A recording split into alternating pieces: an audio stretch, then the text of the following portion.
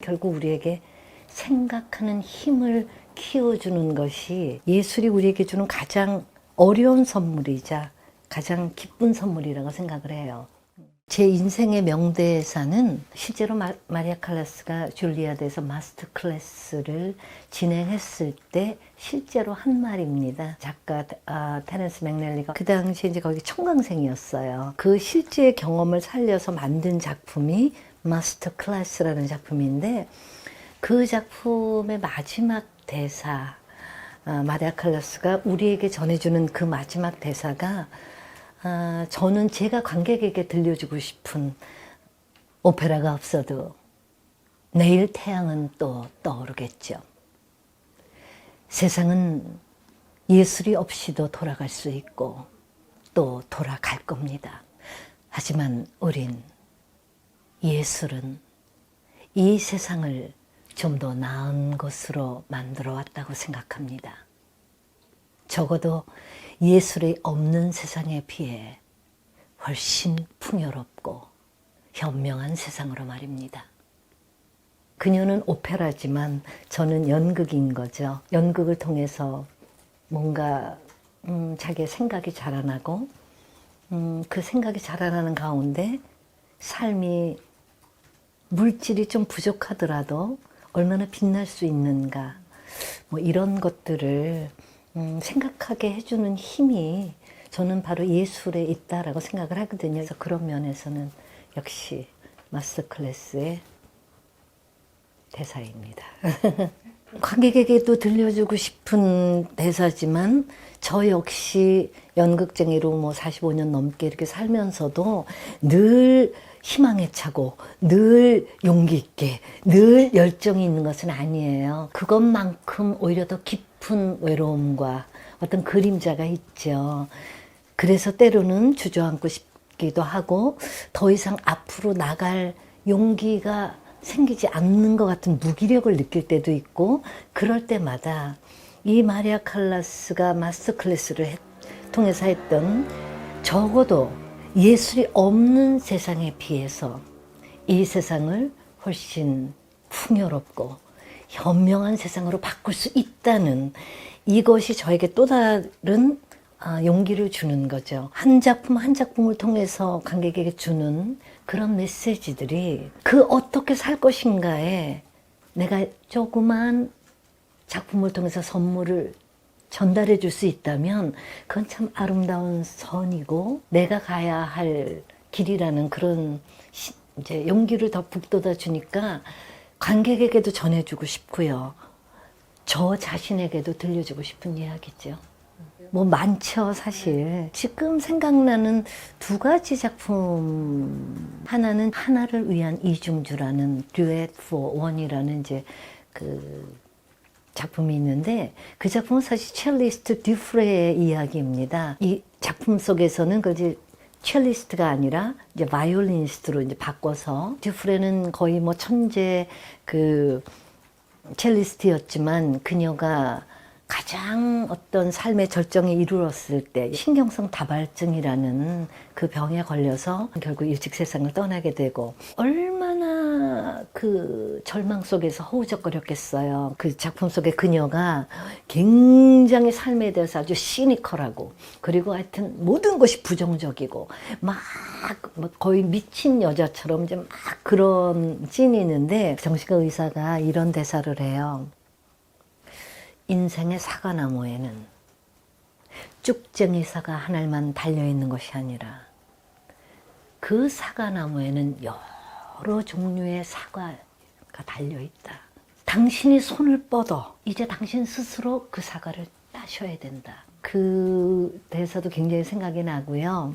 제가 덕혜옹주라는 작품을 했을 때, 알다시피 덕혜옹주는 조선의 마지막 옹주로서 13살에 일본의 볼모로 끌려가게 되죠. 그리고 그곳에서 이제 전혀 원하지 않은 정략 결혼을 또 하게 되죠. 어린 나이에 겪어야 되는 그런 인생의 질곡 속에 항상 너무 외롭고 너무 마음이 혼란할 때 혼자서 이제 마치 그 죽은 유모가 자신을 탈출시키려다가 일본군에 의해서 칼에 맞아 죽은 그 유모가 살아있듯이 그 혼하고 이야기를 합니다.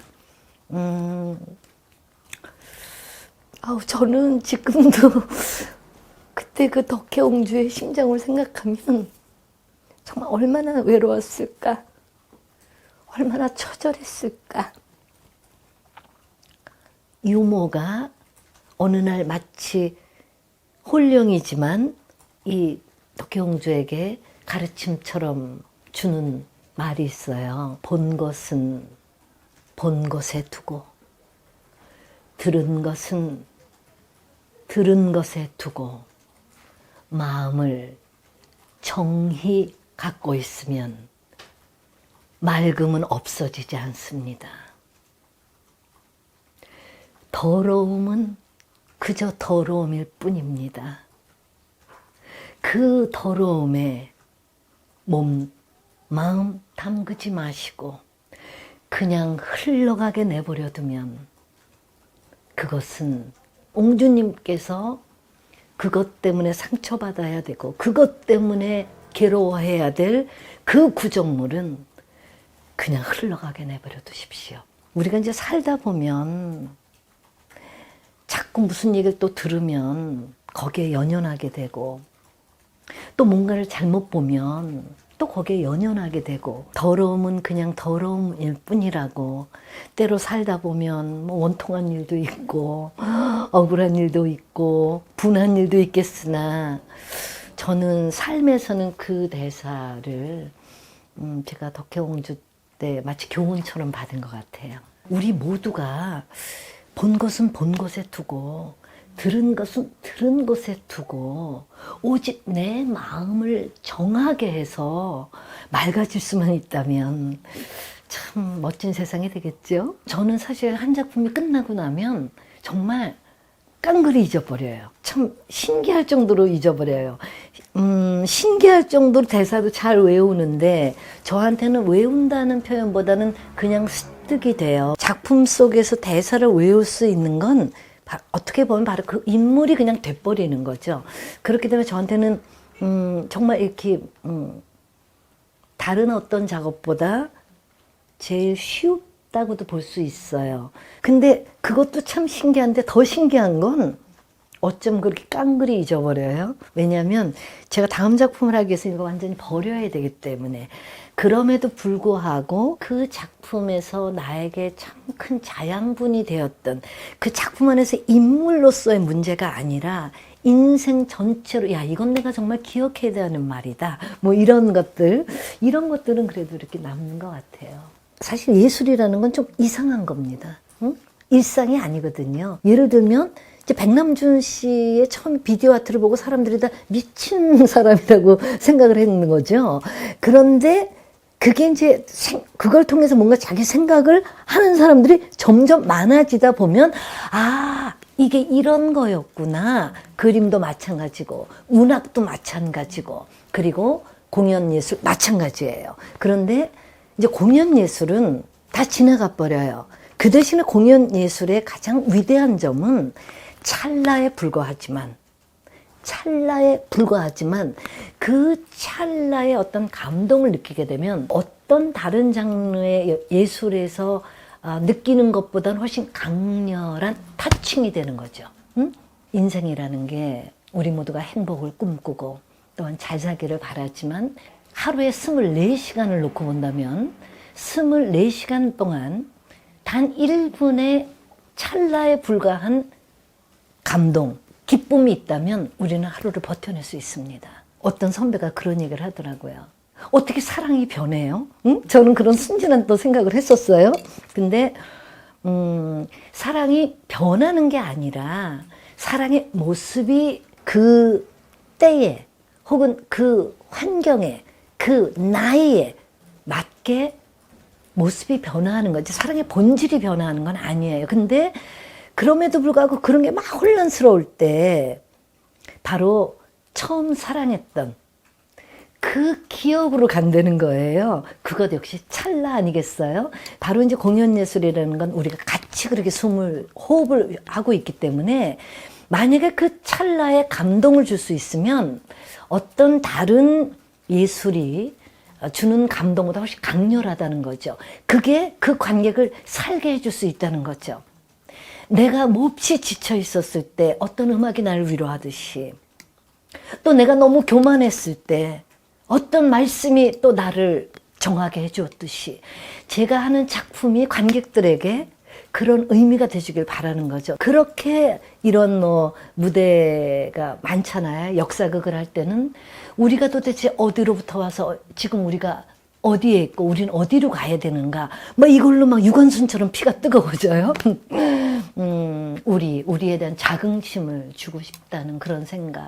뭐 그런가 하면 또 코미디를 할 때는 단순히 웃자는 게 아니라 어떤 의미도 있으면서 그 안에서 충분히 또 재미를 줄 수 있으니까, 그럴 때는 실컷 관객들을 좀 후련하게 해주고 싶고, 또 때로 너무 눈물이 메말랐다. 그 눈물을 통해서 사람들의 마음에 강물이 하나 흐를 수만 있다면 그 시간은 제가 관객들의 마음을 조금은 정화시켜 줄 수 있는 시간이 아닐까.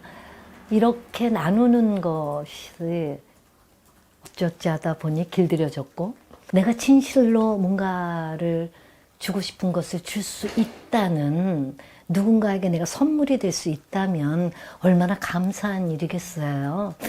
뭐 그런 생각과 사랑과 뭐 열정과 뭐 이런 것에 그냥 계속 길들여져 왔으니까 저는 그것밖에 모르는 거죠. 그냥 저는 목표나 계획은 없고요.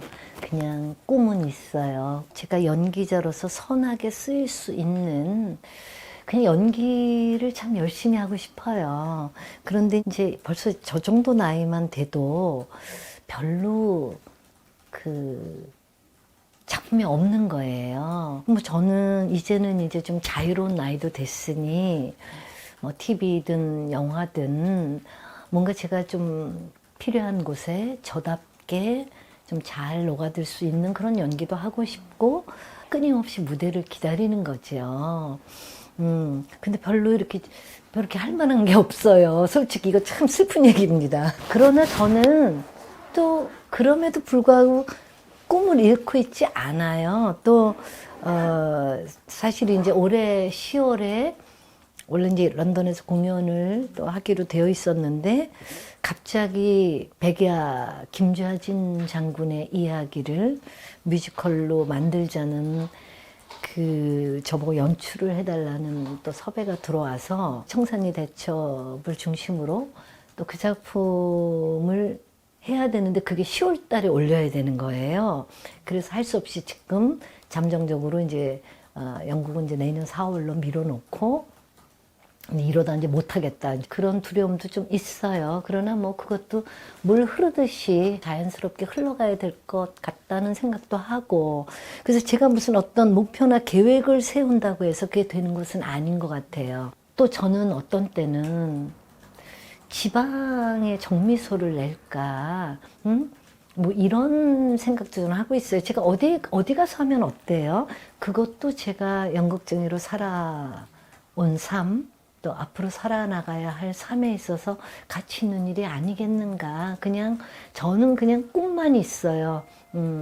연극쟁이로 죽을 때까지 살고 싶고, 그리고 물론 연출도 하지만 배우로서 잘 쓰이고 싶어요.